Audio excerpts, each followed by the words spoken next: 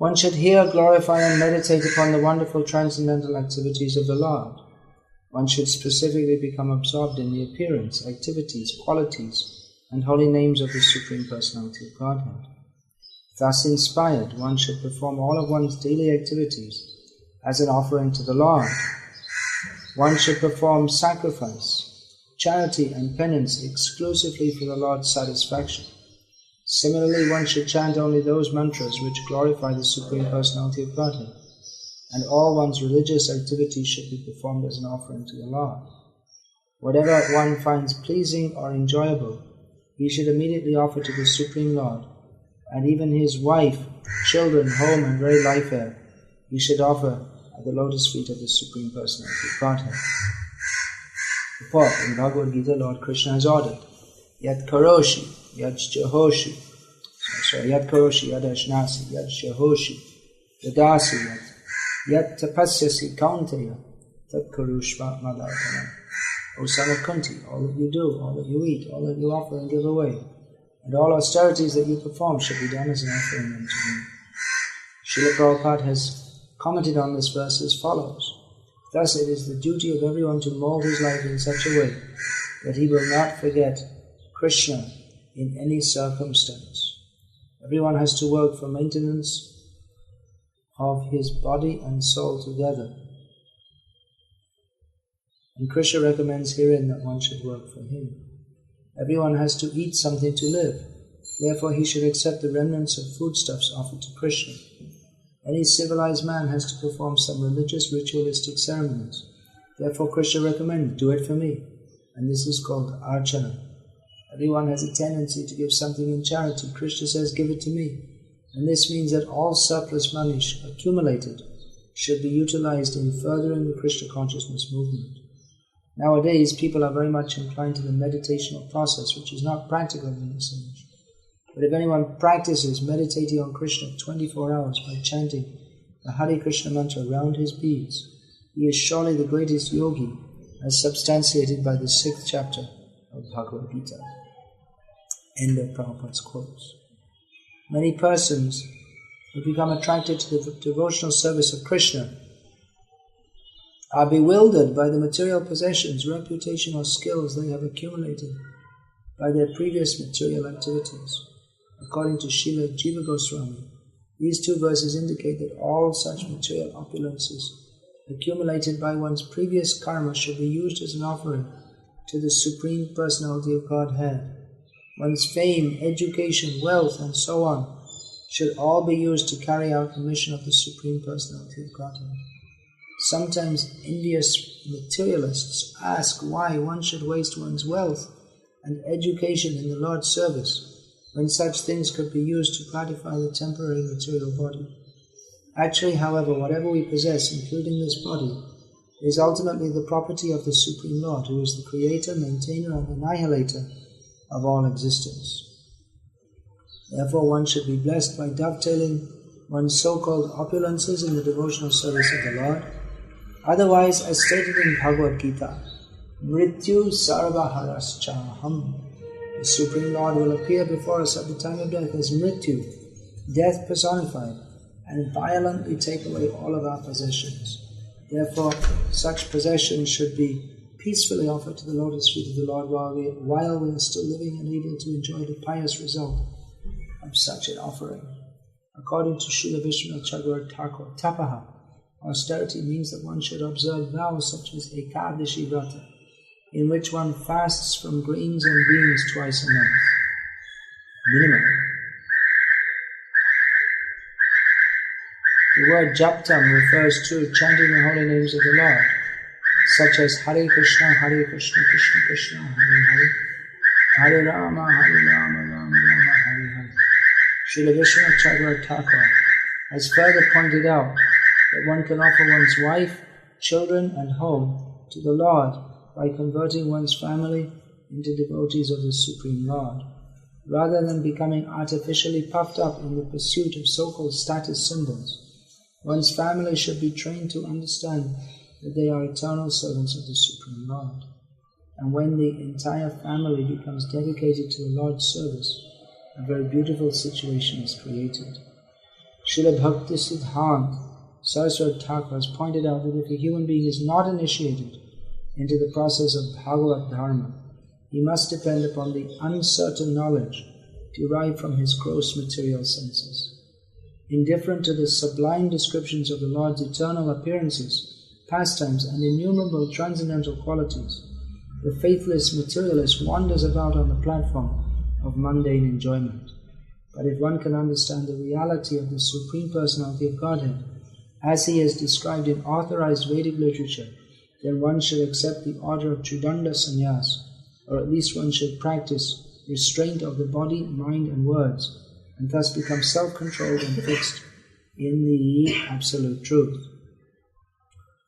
Then all of one's desires, all the charity he gives, and his penances and chanting of mantras, in other words, his entire personality, his home, his children, his wife, and his very life here, become heartfelt offerings to the Supreme Lord. When a living entity constantly hears the authorized descriptions of the Supreme Lord and dovetails all of his activities in the Lord's service, avoiding other activities, he is considered to be fixed on the platform of Bhagavad Dharma. The words here appear, Tadarke Kilacheshtitam. All one's endeavors should be for his sake, as is quoted in Sri Chaitanya Charitamrita and Bhakti Rasamrita Sindhu. Tad means here Krishna. Krishnarte akila cheshtita. Krishnarte akila cheshta. Chaitanya Mahaprabhu says in the Bhakti Rasamrita Sindhu that comes out as Krishnarte akila cheshtitam. All endeavors should be for Krishna's satisfaction. In Bhakti Rasamrita Sindhu, to explain this principle, Srila Rupa Goswami states, what is that verse? Lokiki vaiviki chaiva. What is that verse? Hari seva anukulayva bhaktim ichchata. Lokiki vaiviki vapi ya kriya kriyato mune. Hari seva anukulayva.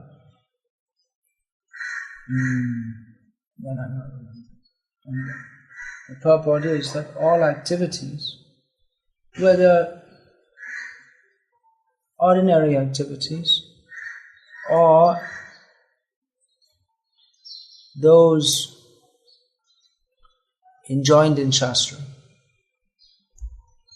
or it could mean that those who are following the Pancharatri path or the Vedic path, everything should be done for the satisfaction of Krishna. What that is explained here.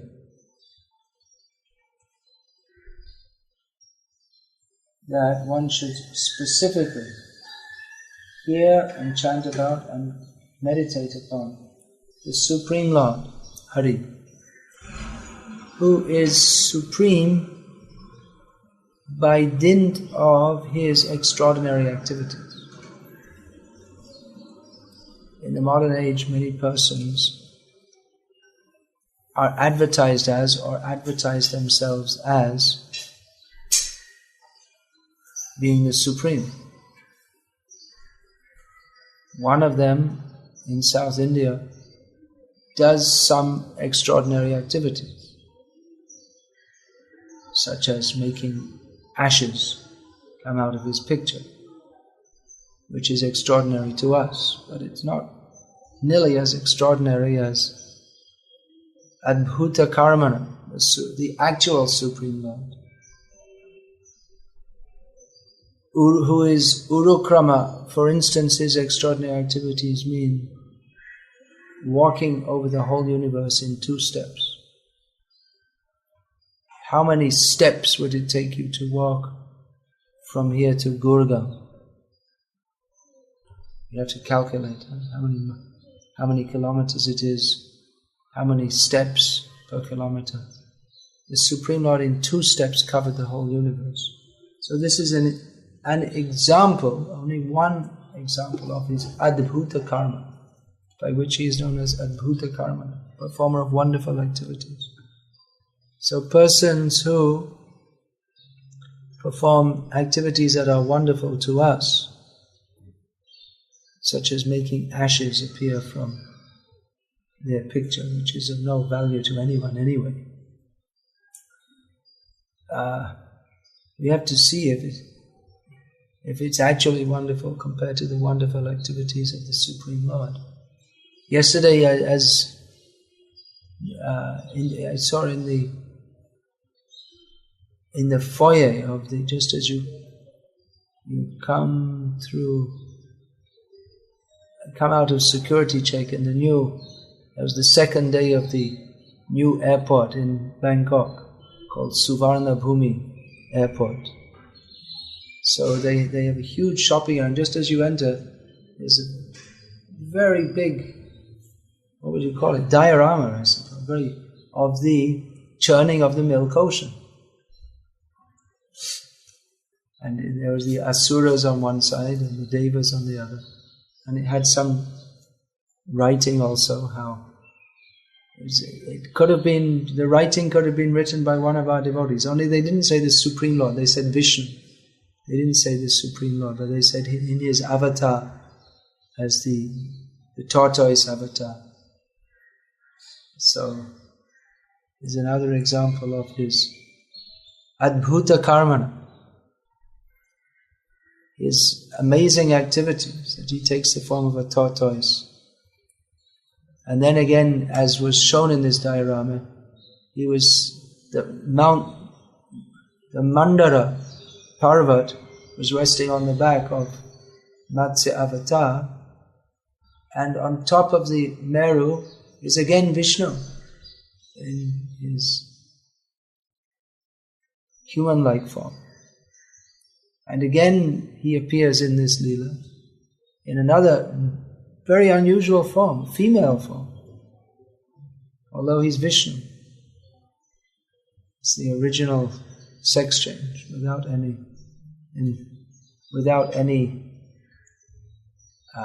contamination. People in the modern age have sex change operations. I think that's not very common in India, is it?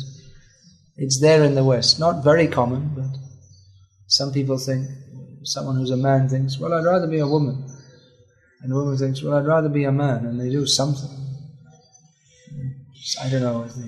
I think it's mostly for people who have double genitals or something. People have bad karma. There's so much emphasis on sex, it makes people crazy, actually. So, Adbhuta Karma, amazing activities performed by the Supreme Lord. This word Adbhut is very important, because Adbhut, the sense of something being amazing, wonderful, that is the definition of rasa. Rasa arises from that which is amazing, something wonderful. Krishna is Akhila Rasa Murti. All amazing and wonderful things abide in him, and you can never tell what he's going to do next. It's always wonderful. Nitya Navayamana. Always new and fresh.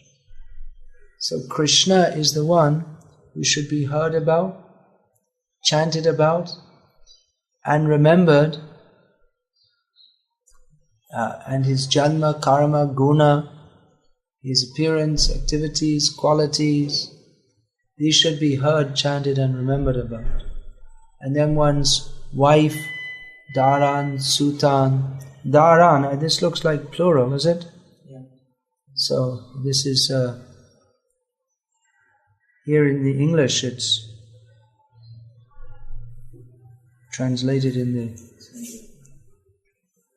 singular, but actually it's in the plural form. So they have added, in the translation they've added some Western moral standards, although in the original it's in the plural, one's wives, Dharan, Sutan, Grihan, one's homes. One may have more than one's home, more than one home. Again, they put it in the plural. Pranan, one's life. Yet Parasmai, he is supreme. Therefore it should be offered to him. The purport opens with the quoting of the verse, Yat karoshi yadashna. Whatever you do should be offered to him. But the sense of this verse in Bhagavad Gita, whatever you do, whatever you eat, whatever charity you perform, everything should be done as an offering to me. That's not exactly the sense that's being given here in these two verses. There's a difference, isn't there? Who can see? There's a difference in emphasis, a vital difference in emphasis. Krishna, I think Krishna is emphasizing devotion to himself. No, I was going to say round the other way. This is more on the level of karma yoga and at the level before bhakti yoga. That, well, whatever you're doing, don't forget to offer it to me. Whereas here, the emphasis is on hearing and chanting about and meditating upon the Supreme Lord, and because one's focus is on the Supreme Lord, therefore whatever else one does should be offered to Him. That you can go on with your Dharan, Sutan, Grihan, you can go on with all these things. But it should be all offered. Prana, one's very life, one's life is, should be offered in the service of Krishna. Whereas here, in the Yad Karoshi Yad Dashnasi verse, it's more like, well, whatever you're doing, remember Krishna also. But here the emphasis is on, remember Krishna and offer to Him. Whereas here, in this series of verses, 2 verses today, which we have one with an English number and one with a Sanskrit number, 26, 27, and then 27, 28. Anyway, that's not very important. The emphasis is first and foremost on remembering Him. So there's a difference. So this Krishnarte Akila Cheshta, this is the essence of bhakti. Bhaktisiddhanta Saraswati Thakur, he often quoted this. It's the essence of, I mean, rather it's the practical demonstration of bhakti. Bhakti means attachment to the Supreme Lord, loving attachment, and that is manifested by performing all one's activities for His satisfaction. Also, again, that love means service. Love is not just a feeling, but it's generated from interactions in which the two parties who love each other, they act for the satisfaction of each other. This is exchange of love. And there are activities. Love is demonstrated in activities. Otherwise, words are cheap. One can say, I love you.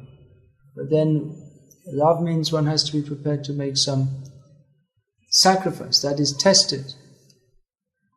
One is prepared to, in love, one is prepared to forego one's own happiness for the sake of the benefit of the loved person.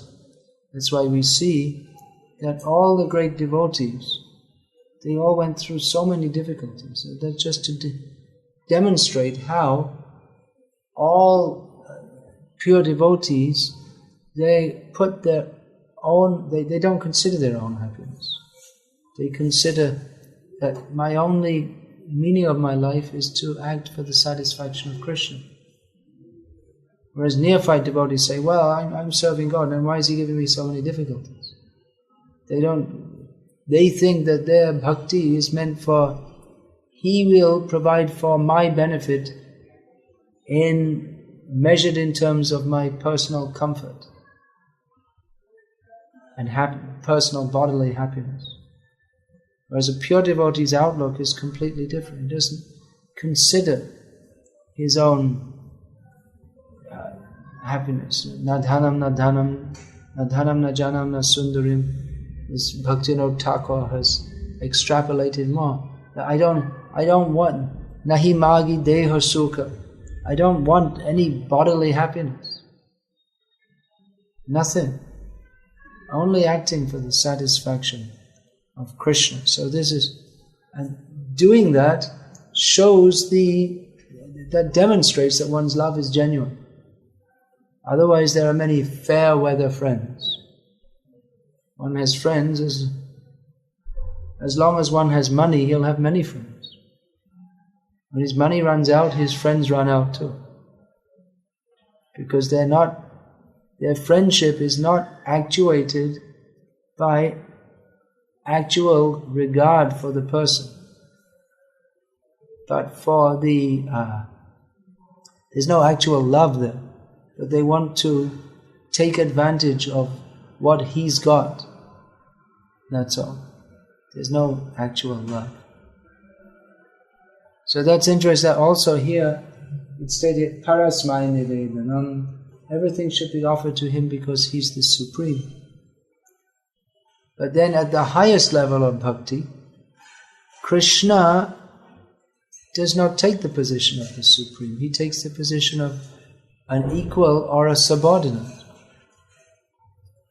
This is Vrajalila.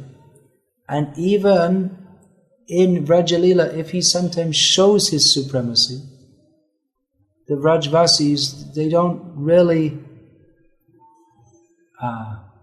grasp that. It doesn't really register. It doesn't become a major. It doesn't make any difference to the way they see Krishna, because for them, their love for Him just unmotivated. They don't want anything. They just love Him, even if He treats them apparently badly. This is most astonishing, because you love someone for their good qualities, and one loves Krishna, janma karma gunanam, for His good qualities. But Krishna, especially in Vrajalila, doesn't appear to have good qualities. He's enchanting by His beautiful form, His beautiful flute playing, His beautiful bodily sense, His joking, His so many things. But then He totally disappoints all the Vrajavasis by leaving them and saying, I'll come back, and doesn't come back. So it appears that all the attractive qualities He had were nullified by He appears to be, we find in the words of Chaitanya Mahaprabhu, Lampat, speaking in the mood of Radharani. He says Lampat. Lampat means a man who enjoys women and then just drops them. Enjoys and drops. There's no responsibility. In civilized society, there's family life. So one is allowed to enjoy sense gratification, but there's a little bit of enjoyment and a lot of responsibility. So persons who simply want to enjoy but don't want to take the responsibility, then they are condemned. But then Krishna, He appears to be like that. Of course, we should be very careful in our estimation when Radharani speaks like that. We should be very careful, because Krishna's Lampatya, his debauchery is on the level far beyond mundane morality. Ananda chinmaya rasa pratibhavitabihi. It is on the transcendental level of divine pleasure-giving, ras, that which is generated from the sense of wonder in transcendental existence. Transcendental rasa means beyond the three modes of material nature, beyond the sphere of exploitation. Krishna appears to exploit in his Vraja Leela, but there's no exploitation. His apparent bad qualities, they simply nourish the love of his totally unself-motivated devotees. It actually increases their bhakti more and more and more, as they find that they cannot forget Krishna, even though to them it seems that Krishna has forgotten them. Although of course Krishna never can forget. This is described in this 11th canto of Bhagavatam, which mostly consists of the Uddhava Gita, Krishna speaking to Uddhava. So, it's similar in many ways to Bhagavad Gita, which he spoke to Arjuna. But actually, although Arjuna is a completely pure devotee, nevertheless Uddhava is even closer to Krishna than Arjuna. And also Krishna was speaking privately to Uddhava, whereas not so privately to Arjuna.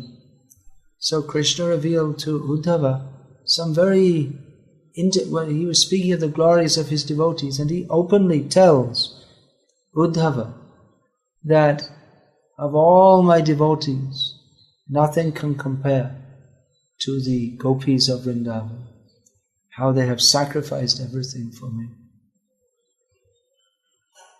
So Krishna is very open with, and of course Uddhava, he already knows this because Krishna is speaking this to Uddhava just before he leaves this world. This Uddhava Gita. So Uddhava has already been sent to Vrindavan to bring a message from Krishna to the gopis. And at that time, Uddhava, message from Krishna to the Vrajavasis. But in Bhagavatam it's especially described what is the response of the gopis of Vrindavan. So Uddhava is well aware of this. Well aware means he is aware of the greatness of the gopis of Vrindavan, who are the highest exemplar of the principle Krishnate Akila Cheshta. Everything should be done for the sake of Krishna. So here we are very logically and reasonably being exhorted by Lord Sri Krishna that everything should be done for Hari. Why? Because he is Adbhuta Karma. He is the supreme. Parasmai, Yat Parasmai Nivedanam. To that supreme. Who is that supreme? Harer Adbhuta Karmanaha. Hari, who performs wonderful activities. There are many. Hari can refer to Indra, can refer to a lion, is also called, can refer to a thief, may refer to so many people. You probably, if you have many friends and acquaintances, you probably know at least one or two people who are called Hari. It's a common name in India. You knew some people called Hari? It's a common name. But which Hari is being referred to here? Hari Adbhuta Karmanaha, who performs wonderful activities. Of course, Indra could be said to perform wonderful activities. He, with his famed thunderbolt, he destroys the masses of the demons' armies, and he cuts the wings of flying mountains and makes them crash down. The lion also performs wonderful activities. If we are to praise a brave man for his wonderful activities, we compare him to a lion. Isn't it? There's in Bengal, the Shere Bangla. I can't remember who it is, but there's one person called the Lion of Bengal. Who is that? I can't remember. Huh? Huh? Who? He was executed by the British, is it? They say him like this, tiger. Oh, the cricketer. Yes. Yeah. Oh, that fellow. He's the new Shere Bangla, but there's some other one from the Swaraj period.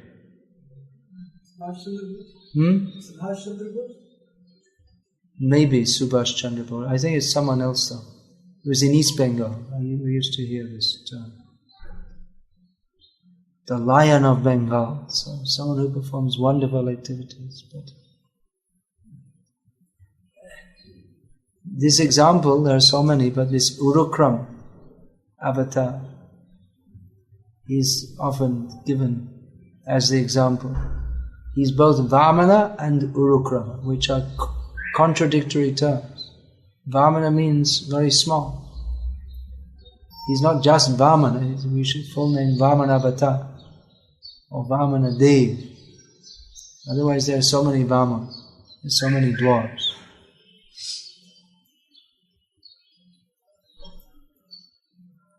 So he's very short, but then great steps, very big steps. So a dwarf cannot take very big steps, but he takes very big steps, bigger than we can imagine. He's beyond our imagination. But he's so kind that he becomes accessible to us. He doesn't remain in his massive form, conquering or stepping over the universe, but he remains as a small boy. First of all, as Indranuj, he was in the court of Indra, where Indra sometimes used, he's my younger brother, nice little boy. And then again as the doorkeeper of Bali Maharaj. So this is wonderful about the Supreme Lord, that even he is so wonderful, but he makes himself accessible and even apparently subordinate to his devotees. So this is the thrust of Srimad Bhagavatam. How we can appreciate the Supreme Lord, that He's so great, yet He's so accessible. So, philosophy doesn't go this far. Swarasiki siddhi brajagopi dham paramachanjala shati Jogira dheya nirbishesha gyan ekane na paye sthiti. The very personal and the personal and rasa-filled service. Each gopi has her own very personal service to Krishna, which is that is her wealth. That is, the gopis are at the same time uncontrolled by Krishna. They're independent. At the same time completely faithful to Him. So this is beyond philosophy. The Gyanis, they're studying philosophy, shastric knowledge, and the yogis, they're meditating. But this is beyond. They There's no place here. So, philosophy. We're discussing philosophy. But ultimately Bhagavatam takes us beyond philosophy. Not as the Mayavadis. They say, you do philosophy and then you just kind of merge into an undefined... Well, if it's undefined, you can't... What word are you going to say? Undefined what? There's no word. There's always words. Words. There's only no more words. But rather, there should be so many words to describe Him who is indescribable. But the attempt should be there to describe Him. Just 2 days ago, I was speaking on the perfection of philosophy and religion at the Department of Philosophy of Religion at a university in Bangkok. So I just spoken for 1 hour, and I was going step by step from when someone gave me a note and I said, oh, I have to finish soon. So then I had to jump through the next hour and had to give it in 5 minutes. So we jumped from that there is transcendence to Krishna is the Supreme Personality of Godhead. And everyone just got completely lost. But they would have got lost anyway, because they're trying to understand rationally. But it only goes so far. Then at the end they get some question. Then you're talking about universal principles, then you introduce a name. So then that's not universal. Then the Supreme should not have a name. You can... That there is God and that He's the Supreme Person, we can logically understand. It's like if you come to a country, you don't know what system of government is there or who's the head of government, but you know there must be some system of government and there must be a head of government.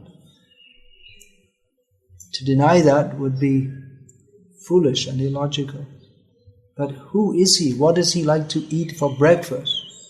No amount of logic can tell you about His personality, but He must have a personality. He's not just an automated robot at the head of state. So then I was saying that, yes, and Krishna has his favorite animal, the cow, his favorite musical instrument, the flute, and he has his girlfriend also, and that really finished them off, because they're Muslims and Buddhists, and they'll never accept that God can have a girl. They can have girlfriends, but He cannot. So, therefore this 11th canto should be studied. That gives the philosophical basis to everything we read before, especially in the 10th canto. It's beyond philosophy, so when your mind is completely boggled by hearing Krishna about Krishna's sarvat bhuta karmana, is all wonderful activities, then come to the 11th canto and then understand it philosophically. That's given here by Krishna. Hare Krishna. Any question about this? Comment? Well, like Rajvasis love Krishna, unmotivated, I was yesterday. Even if this is Sri Sampradaya, and their love is also... Their what? The love which Alvas are... The love which the Alvas, it's also unmotivated.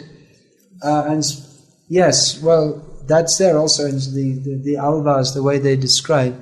But at the same time, there's always the sense of... There's a lot of sweetness in there. And there's a lot of Divya Prabandhas about Krishna, how he's stealing butter and this and that. But still... Despite all this, they definitely appreciate the sweetness of Krishna. It's definitely very sweet. But at the same time, they maintain a strong sense of His being the Supreme. So that Aishvarya Bhav is still very strong. And the sweetness at that level comes from appreciating that He's so great, but at the same time He's so accessible to us. And that's a wonderful point which we come across again and again and again in the Bhagavatam and in the Bhakti philosophy. How He is so great, yet He becomes Just like now we're going to sing Damodarashtaka. So he is bound by the ropes of love. Pranaya Rasanaya. That's in Bhagavatam. He who cannot be controlled, there are so many instances. Chitta Chitto api apitais trilokya. He is unconquerable, but he is conquered by the process of bhakti. So that is the basis of bhakti. To appreciate his greatness and to simultaneously appreciate his sweetness. But then, when one comes to the very highest level, even that he is great doesn't become a factor at all. And the sweetness increases so much that they don't think that Krishna is great. Madhurya Bhagavata Sa. The very essence of God's godness is not his power, but his sweetness. So when the sweetness becomes so predominant, then there's no more consciousness of his greatness, even if he shows it. Just like Mother Yashoda she sees Krishna's Vishvarup within his mouth, and it just starts to make some impression on her, but then she forgets immediately when Krishna wants to be fed, and then she forgets completely about his greatness.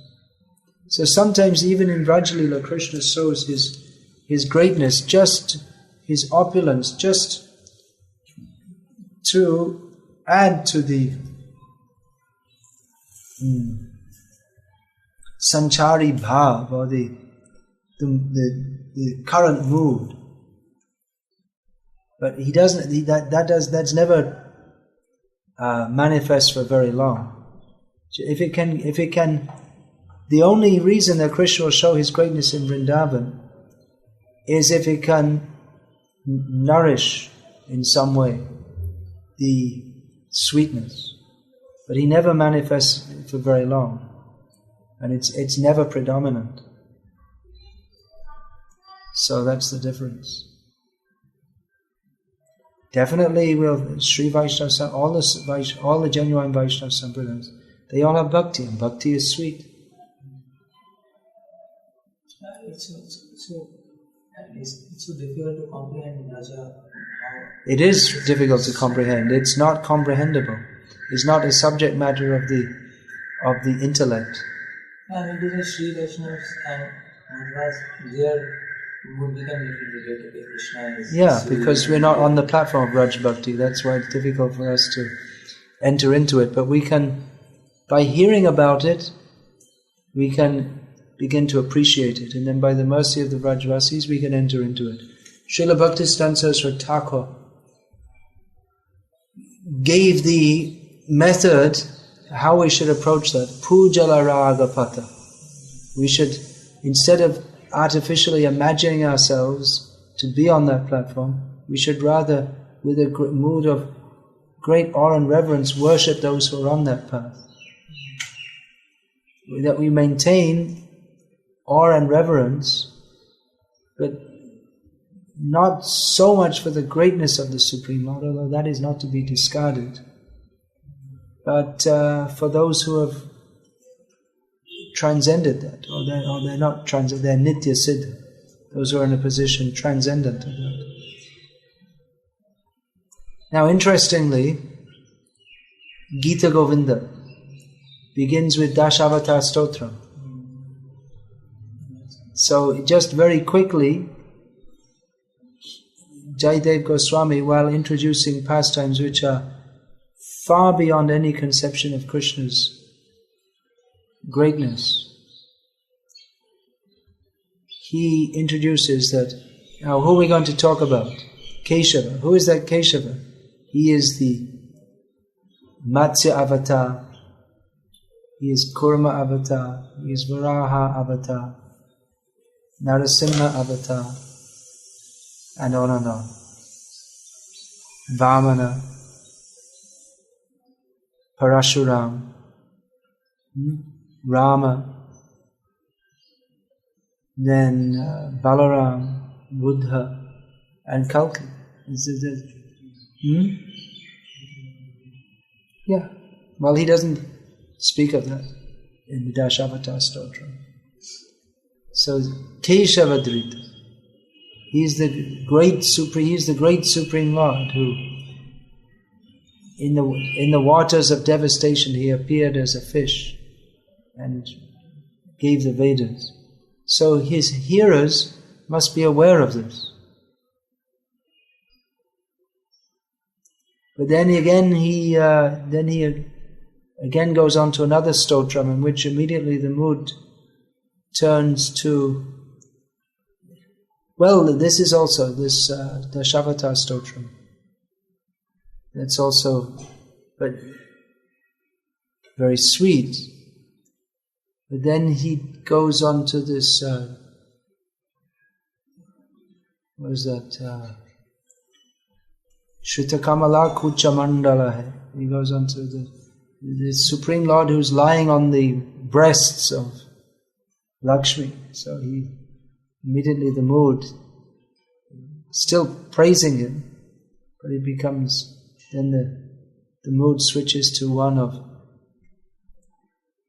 sweetness, where sweetness is predominant. It's not lacking in the Dashavatara Stotra.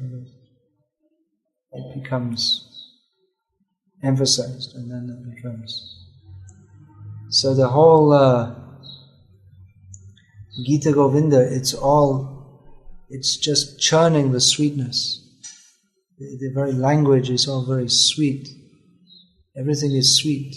Madhuram, madhuram, madhuram, madhuram.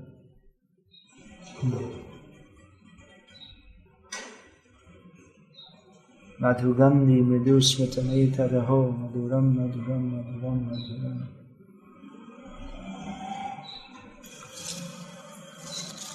Of course, as long as we have any taste for the supposed sweetness of this material world, we're not eligible to fully taste the sweetness of the Supreme Lord, although we can begin to do so. This means that that Raja Bhav only in a trance we can at a prakrit level. Otherwise, certainly it's a prakrita. On the mundane level, one cannot understand. Prakrit means adhokshajan at that level. Otherwise you can't surpass greatness. No, well, certainly the pratyaksha, paroksha, aparoksha levels, that's the very meaning there, that one cannot. One has to come to the aprakrita level. One has to go beyond the mundane levels. But that doesn't mean that one can't be on the aprakrita level while apparently living in this material world. One may see a devotee externally, but his life is actually nothing to do with this world. Bhaktivinoda Thakur, Amita Shananda Shukada Bashi, Radhika Madhava Charanadasi. I'm in Swananda Sukada Kunj, which looks to the materialist like part of Bengal, but actually he's living his existence. He's a retired government officer, made his country home on the banks of the Saraswati, Jalangi River, in Navadvip. Pious man, religious man, has retired early to lead a religious life. But he doesn't see himself like that. He sees himself as the intimate maidservant of Radha Krishna. So we should worship the Acharyas. Their realization is so high, so wonderful. The Alvas also, they're on a platform, is just astonishingly wonderful. I always like to remember the story of Kulashekha Alva, who was a king. And he was sitting and listening to Ramayana. And then they hear how all the armies of the monkeys are being gathered to attack Lanka, and he orders, "Come, bring out the army, bring out the troops, we're going to march." And with great difficulty his ministers restrain him. And then they have to tell the sadhus, "Stop telling Ram Leela, we're going to lose our king." And they lost him because he said, "I can't stay here anymore." But he wasn't just hearing it, but he was there. In his meditation he was there, that, "What am I doing sitting here? I'm a king, I've got my army, let's go and join Ram. We're going to fight and kill Ravana. Let's go, he needs help." They couldn't, they had great difficulty, the ministers restrained. He was giving orders, "Okay, general, come here, get the troops ready, muster them up, get them armed. We're going now, immediately, start marching." So these are wonderful stories. Bhaktisiddhanta Saraswati, some of the earliest articles he wrote were the you could say the charitrams, the mini biographies of the Alvas.